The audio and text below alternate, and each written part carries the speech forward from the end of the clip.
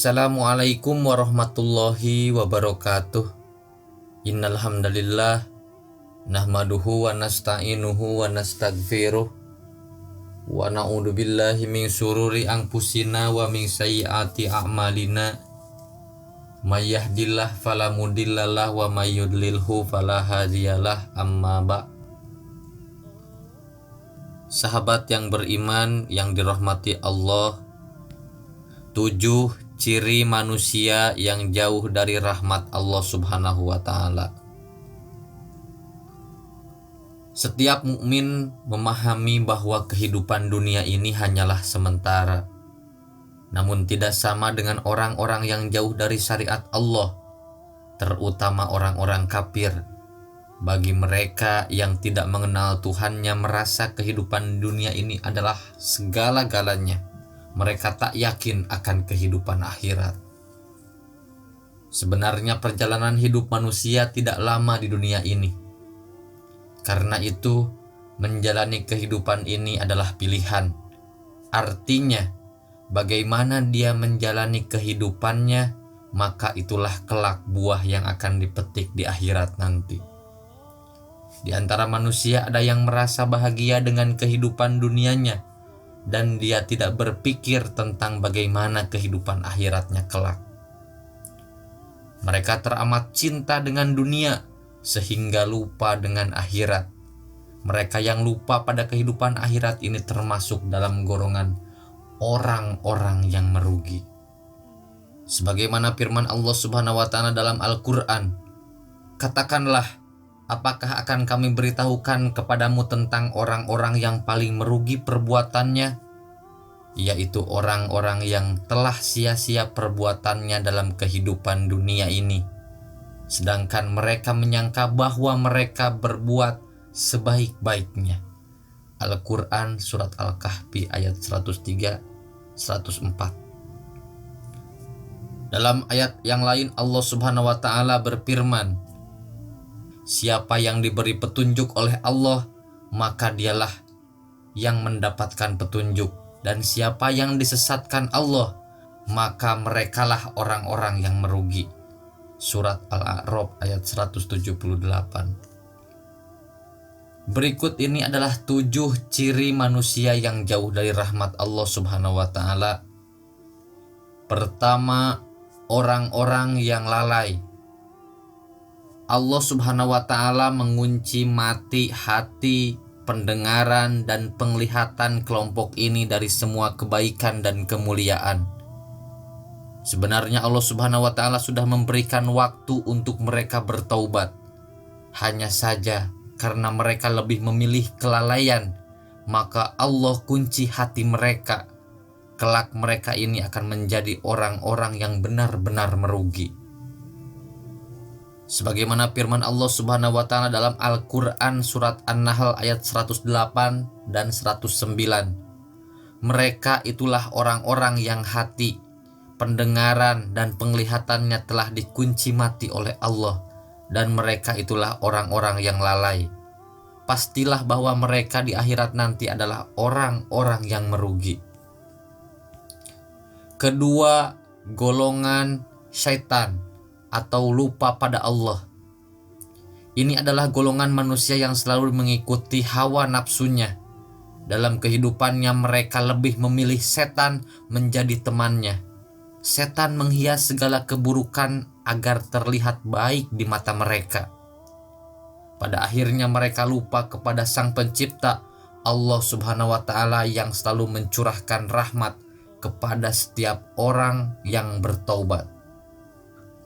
Sebagaimana Allah Subhanahu wa ta'ala berfirman dalam Quran Surat Al-Mujadalah, "Setan telah menguasai mereka lalu menjadikan mereka lupa mengingat Allah. Mereka itulah golongan setan. Ketahuilah bahwa sesungguhnya golongan setan itu golongan yang merugi." Al-Quran Surat Al-Mujadalah ayat 19. Ketiga, berburuk sangka kepada Allah. Oleh karena mereka mengira bahwa Allah Subhanahu wa ta'ala telah memberi mereka keburukan dan menjauhkan daripada mereka kebaikan yang mereka kehendaki.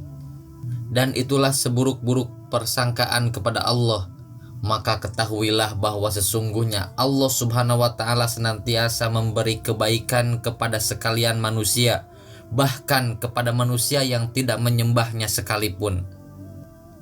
Sebagaimana Allah Subhanahu wa Ta'ala berfirman yang artinya, dan yang demikian itu adalah prasangkamu yang telah kamu sangka terhadap Tuhanmu.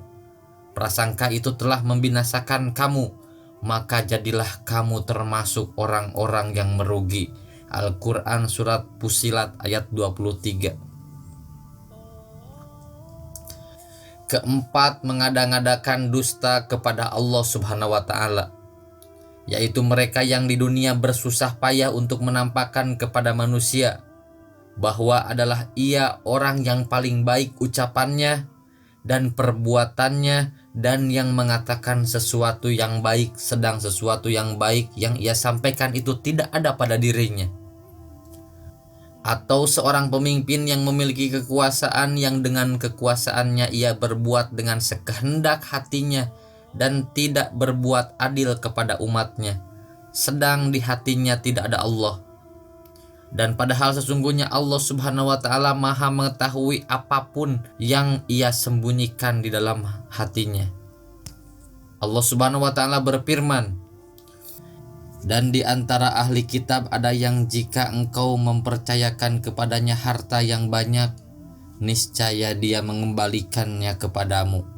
Tetapi ada pula di antara mereka yang jika engkau percayakan kepadanya 1 dinar, dia tidak mengembalikannya kepadamu, kecuali jika engkau selalu menagihnya.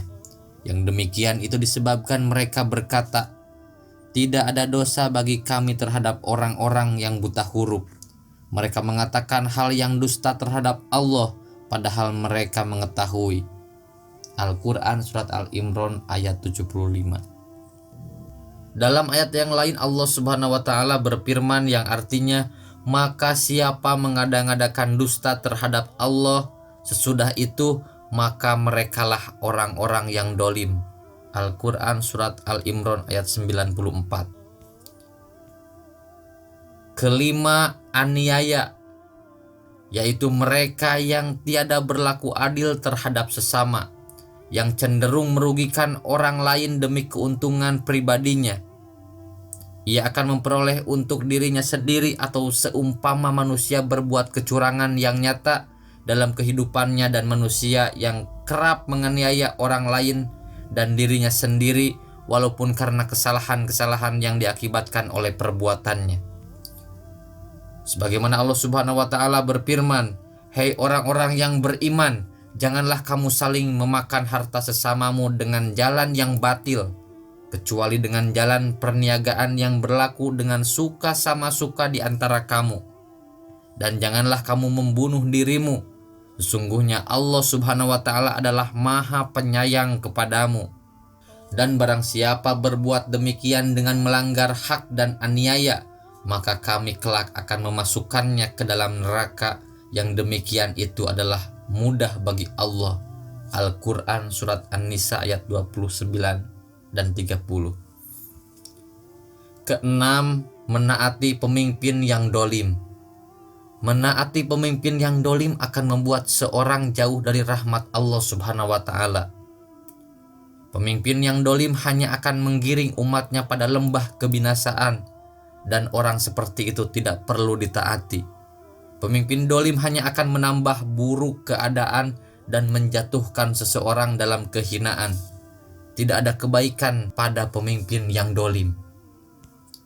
Sebagaimana Allah Subhanahu wa Ta'ala berfirman, dan sesungguhnya jika kamu sekalian mentaati manusia yang seperti kamu, niscaya bila demikian kamu benar-benar menjadi orang-orang yang merugi.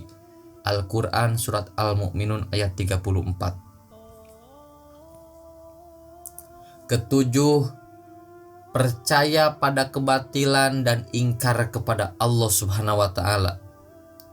Padahal Allah Subhanahu wa Ta'ala telah menetapkan sesuatu putusan itu atas kamu, bahwa yang demikian ini dan sedemikian itu, maka beginilah hukumnya.